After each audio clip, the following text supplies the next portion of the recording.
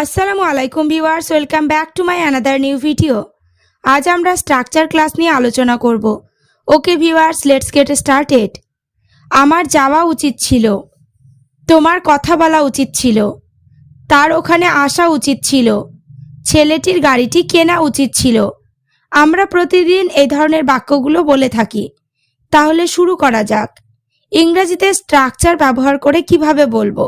এই বাক্যগুলি ইংরেজি অনুবাদ করতে যে স্ট্রাকচারটি ব্যবহার করব সেটি হলো subject plus should have plus V3 plus object. প্রথম এক্সাম্পলটি হলো আমার যাওয়া উচিত ছিল। I should have gone, I should have gone. এখানে আই সাবজেক্ট, স্ট্রাকচার গঠন অনুযায়ী শুড হ্যাভ ও ভার্বের V3 রূপ গন ব্যবহার করা হয়েছে। সাথে আমরা গো এর তিনটি রূপও জেনে নেব, গো, ওয়েন্ট, গন।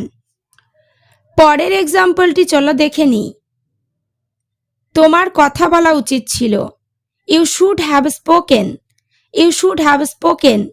এখানে স্পিকের তিনটি রূপ হলো স্পিক, স্পোক, স্পোকেন। তার এখানে আসা উচিত ছিল। He should have come, he should have come. কামের তিনটি রূপ হলো কাম, কেম, কাম। এইভাবে তোমরা সাবজেক্ট ও ভার্ব চেঞ্জ করে অসংখ্য বাক্য বানাতে পারবে। পরের এক্সাম্পলটা দেখে নেব। ছেলেটির গাড়িটি কেনা উচিত ছিল। The boy should have bought the car, the boy should have bought the car. বায়ের তিনটি রূপ হলো বাই, বট, বট।